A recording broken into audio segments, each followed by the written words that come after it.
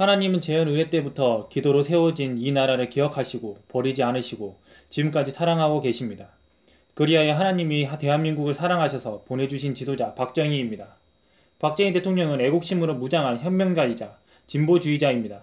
하지만 지금 국민들은 박정희 대통령을 알지 못하고 무지하여 비난과 조롱으로 일색하고 있습니다.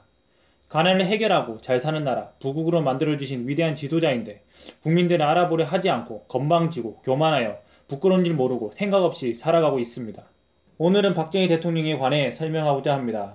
평생을 이 나라를 사랑했고 어떻게 하면 남들처럼 잘 살아볼까라는 생각으로 여념이 없으셨으며 프로방공주의자, 자본주의를 정확하게 이해하고 산업화, 근대화를 빠르게 이룰 방법을 알고 있었던 분입니다.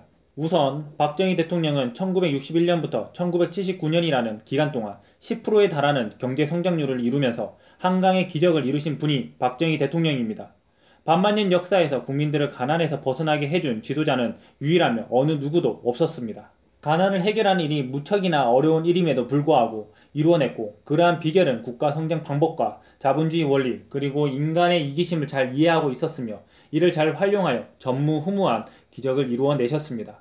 인간의 이기심과 자본주의 하면 성경이 떠오를 겁니다. 이 원리를 잘 설명하신 분이 박정희 기념재단 이사장이신 좌승희 박사님입니다. 그분의 강의 내용을 토대로 저의 설명 방식대로 설명해 보겠습니다. 마태복음 25장을 보시면 다들 아시겠지만 달란트 비유입니다. 달란트는 영어로 탤런트가 되며 뜻은 재주, 재능이라는 뜻입니다. 마태복음 25장에 나오는 주인은 각각 재능에 따라서 생애 종에게 달란트를 나누어 줍니다. 한 종에게는 5달란트를, 한 종에게는 2달란트를, 한 종에게는 1달란트를 줍니다. 5달란트와 2달란트를 받은 종은 열심히 장사하여 2배씩 늘려 5달란트 받은 종은 총 10달란트, 2달란트 받은 종은 4달란트를 모으게 됩니다. 주인은 종들에게 착하고 충성된 종아 라고 칭찬을 합니다. 하지만 1달란트 받은 종은 땅을 파고 달란트를 묻어 장사하지 않고 일하지 않고 받은 그대로 남겨둡니다. 그리고 1달란트 받은 종은 변명과 악담까지 쏟아냅니다.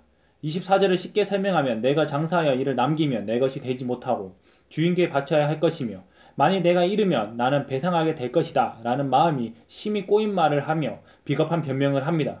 그러자 주인은 종에게 악하고 게으른 종아 라고 혼냅니다. 그리고 28절에서 주인은 그 1달란트를 빼앗아 10달란트 가진 자에게 줘버립니다. 마태복음 25장이 박정희 대통령의 한국식 발전 국가론의 모델이 되며 훌륭하고 청렴한 지도자로 인한 경제주도 성장, 정부의 적극적 투자 지원과 한강의 기적을 이룰 수가 있었습니다.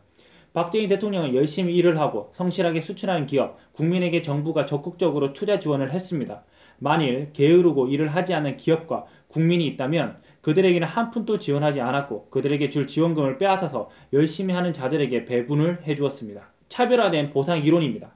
이러니 열심히 일을 할 수밖에 없는 환경이 되었고 열심히 한 만큼 보상받는 사회와 시장을 만들었습니다. 그리하여 성장과 분배가 같이 이루어졌으며 이러한 발전 국가로는 한국만 있는 유일한 사례입니다. 지도자의 확실한 판단력과 굳은 결심 그리고 지력이 있어야만 이룰 수 있는 발전론입니다. 박정희 대통령은 인간의 깊은 본성을 이해하고 있었으며 많은 공부와 열정이 이 나라를 기적의 나라로 만들 수 있었습니다. 자본주의를 이해하고 있었을 뿐만 아니라 사회주의까지 이해하고 있었습니다. 칼 마르크스의 주장은 흥하는 이웃이 있어 내가 망한다는 계급투쟁 의식이며 이를 정면으로 부정하고 흥하는 이웃을 넘치게 하는 사회, 흥하는 이웃을 청산하거나 폄하하지 않아야 경제 발전을 이룰 수 있다는 긍정적 사고, 자기의 유익만이 아닌 남의 유익, 모두의 유익을 위하는 기독교적 사고를 하고 있었습니다. 즉, 자본주의의 경제 발전과는 흥하는 이웃이 있어야 나도 흥한다는 것입니다. 국가에 도입하고 주도한 인물이 바로 이를 잘 이해하고 있는 박정희 대통령이었습니다. 기독교 정신으로부터 시작한 자본주의를 우파 시민들은 제대로 이해하고 인정하여 사촌이 땅을 사면 배가 아프다라는 조선시대 빨갱이 속담을 버려버리고 박정희 대통령의 정신을 이어받아 우리 모두 다 같이 흥하는 나라를 만드는 데 앞장서는 자유민주 시민이 됩시다. 이상입니다.